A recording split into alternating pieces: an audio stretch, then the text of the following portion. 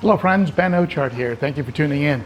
It's time to do service on this tank, and this is a 90-gallon rimless tank from Glass Cages here in Tennessee.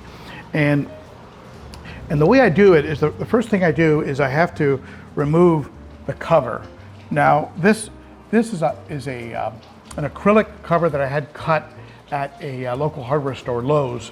What happens is over the course of a week, it'll bow. You can see how bowed that is. It's bowed.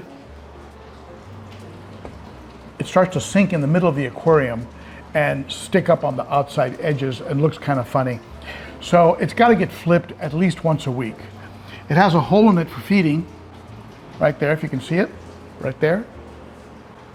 I might expand that hole because it gets a little bit caked up on the inside with food, so I might drill it out a little bit more. But this has got to get flipped. Now, I could have gotten a what's called a polycarbonate. It would have cost me about 3 times as much, but and stayed stiffer than that. So instead, I have this piece here of also plexi, and that sits right in the middle as a support piece. But even with this support piece, I still need to flip it at least once a week. Now, what I've done already is I've done some what I call housekeeping. And housekeeping is just cleaning the inside of the aquarium. There are various tools that I use for that. This is more of your conventional scrub brush, and that's good for real general cleaning. And I use that first. And I also use this product from a company called Rigugu. I don't know if you can make out the name there, Rigugu. It's a little hard to read, but this is just basically like a mag float, and you just put it on there. It's a very powerful magnet. Just gotta watch out that you don't get your fingers caught between it, because it'll give it a good hurt. Now, you want to keep your blade. This has a razor blade on it. Definitely keep that away from any silicone on the tank, or else you'll have a real problem. Now, if you have some algae near the bottom here, you can go ahead and use something like this. This is a blade. If you have an acrylic tank, you can turn this into just a squeegee. But for a tank like this, you can use the blade, and this allows you to get real close to the right where the substrate starts, and get that green algae that can build up sometimes, or brown algae that builds up right there at the top of the substrate. So different tools that you can use to clean up the tank. I have to use a very big magnet on this tank, whereas the one I use on the 300, this is the one I use on the 300. The 300 is about 3/4 of an inch. This is about 1 inch thick, and so it just needs a much stronger magnet, or else it just doesn't really stay on. It doesn't have enough magnetic pull or connection. So all that is cleaned up, and then I also let's get in here. All right. I've also flipped the rocks. The rocks will have algae and algae buildup on one side. Let me get this little patch right here. Okay, now see that patch right there is being a little stubborn. So that's where you get the more heavy duty equipment.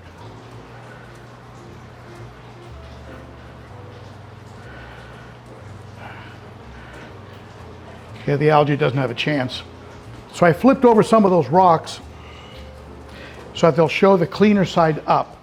Maybe once a year I'll pull them out and I'll give them a little scrub down, but you don't need to do that really that often. Just flipping them, usually the side that's down is going to be free of algae, because the algae has had no light.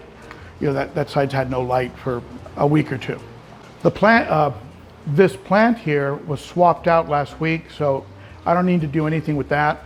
That's one of those plastic plants from Elite Cichlids. They look great. I don't put real plants in here because these fish would destroy them. I also have some Zoomed wood pieces in there, Mopani, Zoomed Mopani, and then just a regular piece of wood that I picked up from a local fish store. This is a real nice sand that does two things. Number one, it disguises detritus, so it's very forgiving. Doesn't show every little particle of dirt like the white sand does in my planted tank, and it packs tight enough so that detritus stays on top, and when the geos are stirring up the substrate, the waste gets into the water column and then picked up by the two Marineland 400 Emperor 400 filters. So I really never have to do anything with this sand, which is good because it's a deep substrate, and inside that sand there's a lot of beneficial bacteria growing right now. So it's a good home for beneficial bacteria. So I leave that sand alone, and as a result, this tank is what you would call a rock solid or mature tank. It wasn't always like that. When I first set it up, I did some cleaning and I lost some fish because it wasn't stable, and I ended up creating a bit of what I suspect was an ammonia spike. Now it's pretty stable, and I probably could clean both of those hang-on back filters if I wanted to at the same time as a water change, but I'm not going to because I don't want, why risk it, why mess with it. I will on an alternate week service the two hang-on backs, and maybe not even at the same time. Service one and then service the other at different times, and then just make a note on my dry erase board, on my whiteboard, so I have a record of what got cleaned when. Of course, these hang-on back filters will tell you when they need to be cleaned. All you have to do is look at the middle channel. If you see a tremendous amount of flow coming through there, that means that your filter media is blocked and needs to be rinsed out. I do rinse my filter media in tap water. It's, again, with an established tank, you do have a little more wiggle room. If you have a brand new tank, let's say under a year old, I would suggest that you rinse your filter media in tank water as opposed to tap water.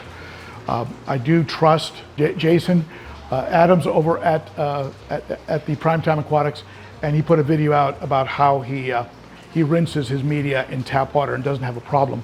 So, but I think, just to add one point to that, I think that is probably most effective with established mature tanks that have a real good base of bacteria already established on the decor and in the substrate.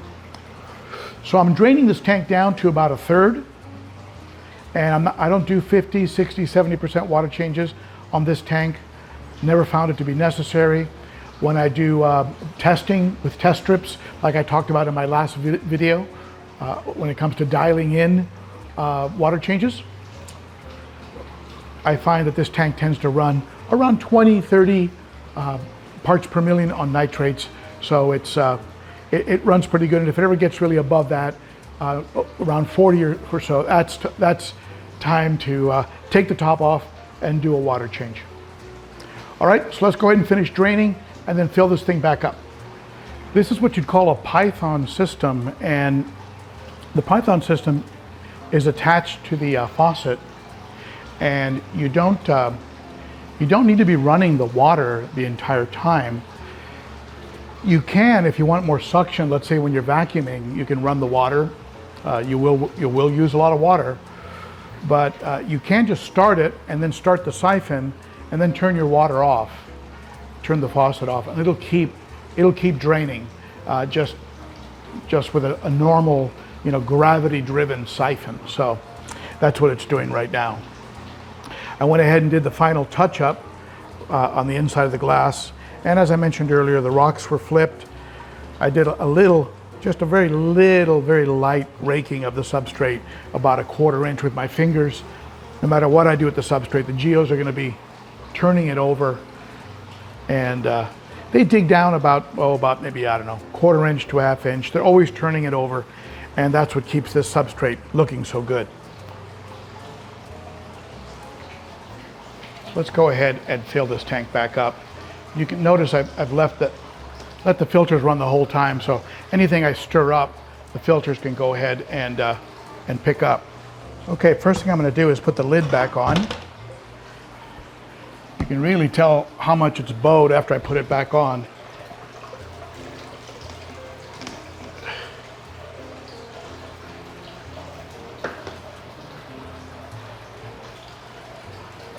Now usually if I'm filming, I'll manage to drop the entire lid into the aquarium, or maybe drop the light into the aquarium, one of those Murphy's Laws.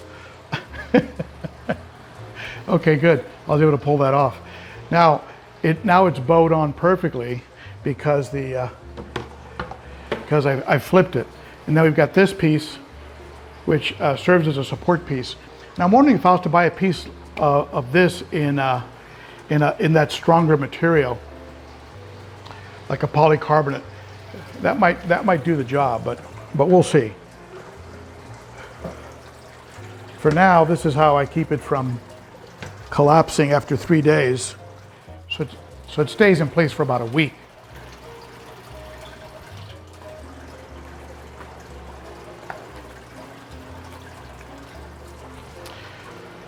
Now, why did I put the lid on first?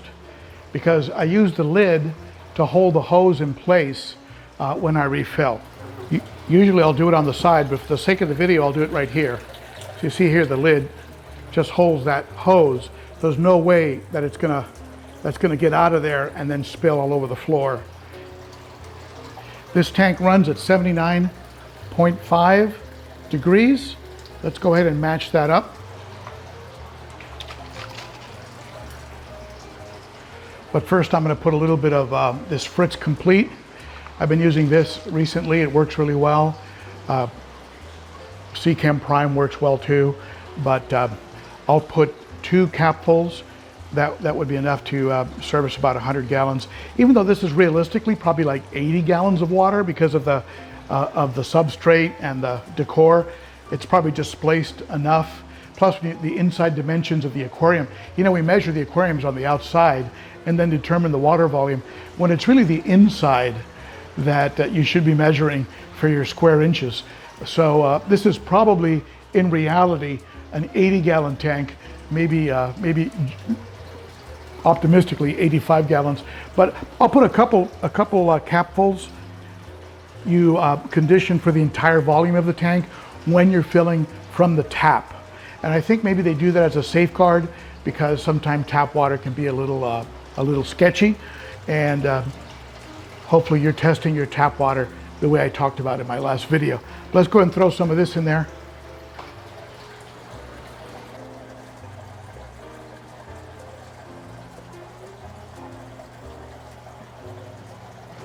I tested the tank using this digital thermometer. This is a digital thermometer made by a company called Taylor. I've been using this for quite some time.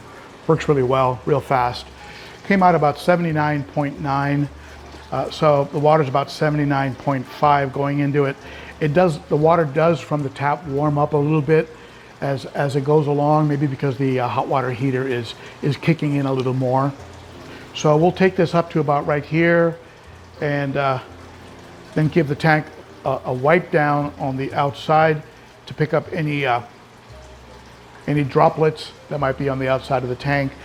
Wipe down the stand, give the light a wipe down, and this tank will be ready to go. So that's how I clean this 90-gallon Rimless. And if you have any questions, advice, or tips, please share them below. I'm always open to learning. And join me on Saturday for the Cichlids Coffee live stream. A lot of fun, great people, exchanging a lot of ideas. We have my live stream, and then we have the conversation that's going on between the people that are in the chat. And sometimes they're very different subjects. So come on by on Saturday, and if you'd like to support the channel, give it a subscription, hit that bell, give it a thumbs up, and consider becoming a Garage Gang member and a Patreon monthly supporter. That's all very appreciated, okay? Thank you, my friends. Appreciate you stopping by, and I'll see you again soon. Bye-bye.